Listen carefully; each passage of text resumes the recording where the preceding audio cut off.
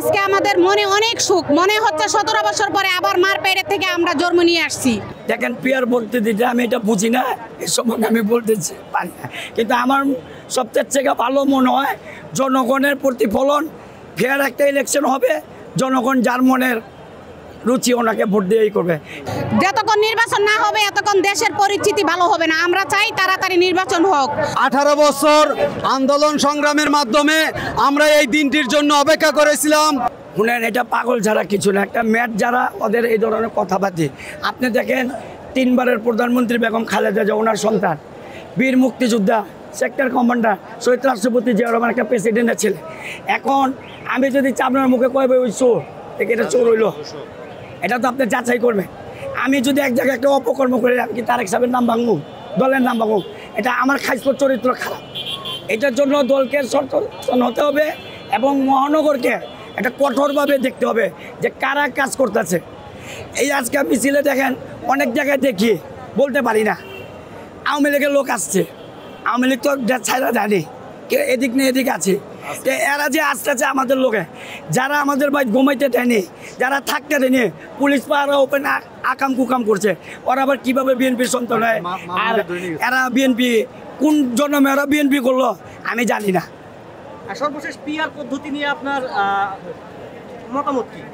দেখেন পিয়ার বলতে দিতে আমি এটা বুঝি না, এই সম্বন্ধে আমি বলতে পারি না, কিন্তু আমার সবচেয়ে থেকে ভালো মনে হয় জনগণের প্রতিফলন।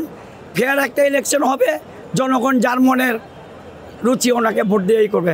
কিন্তু আমরা বড় দল হিসাবে 100% গ্যারান্টি যে 100-এর মধ্যে 90% বাংলাদেশ জাতীয়তাবাদী দল, মুক্তিযোদ্ধার সংগঠন, শহীদ রাষ্ট্রপতি জিয়া রহমানের দল এগিয়ে থাকবে।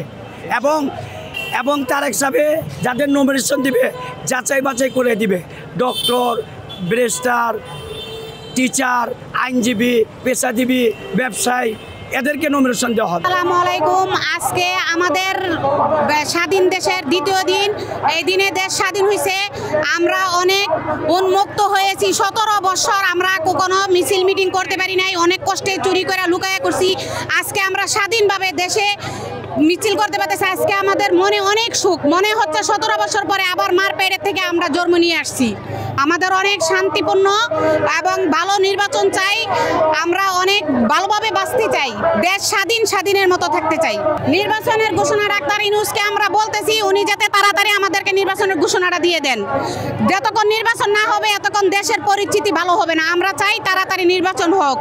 স্বাধীন দেশে স্বাধীনভাবে আমরা বাঁচতে চাই। তাড়াতাড়ি নির্বাচন হলেই আমরা বুঝবো যে আমাদের দেশ স্বাধীন হয়েছে। আমরা চাচ্ছি যে তাড়াতাড়ি স্বাধীন হোক।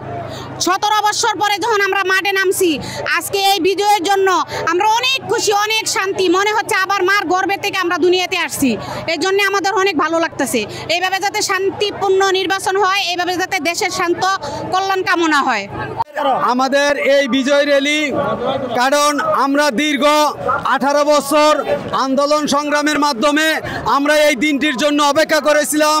তাই বিএনপির সকলের উদ্যোগে, সকল নেতাকর্মীদের আমাদের বিএনপির যত অঙ্গ সংগঠনের নেতাকর্মীরা আছে, সবাই মিলে যে 18 বছর আন্দোলনের ফসল এই আজকে বিজয় র্যালি, এই দিনটির জন্য আমরা দীর্ঘদিন অপেক্ষা করেছি।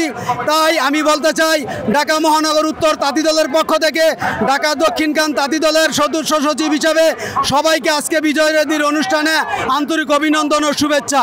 এই দিনটির জন্য আমরা সবাই অপেক্ষা করছি।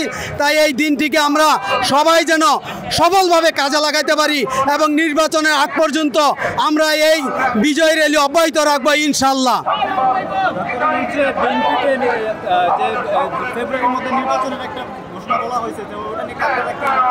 ডক্টর ইউনূস সাহেবকে আমরা ধন্যবাদ জানাই। কারণে একটি দুষ্কৃতিবাদীর মহল, তারা কখনোই চায় নাই যে নির্বাচন হোক। তাদেরকে অপেক্ষা করে সারা বাংলার জনগণের চাহিদা অনুযায়ী যে নির্বাচনটি ডেটটি ডিক্লেয়ার করেছেন, এই জন্য বিএনপি এবং দক্ষিণখান তাঁতি দলের পক্ষ থেকে, ঢাকা সারা বাংলাদেশের তাঁতি দলের পক্ষ থেকে ডক্টর ইউনূস সাহেবকে আন্তরিক অভিনন্দন ও শুভেচ্ছা।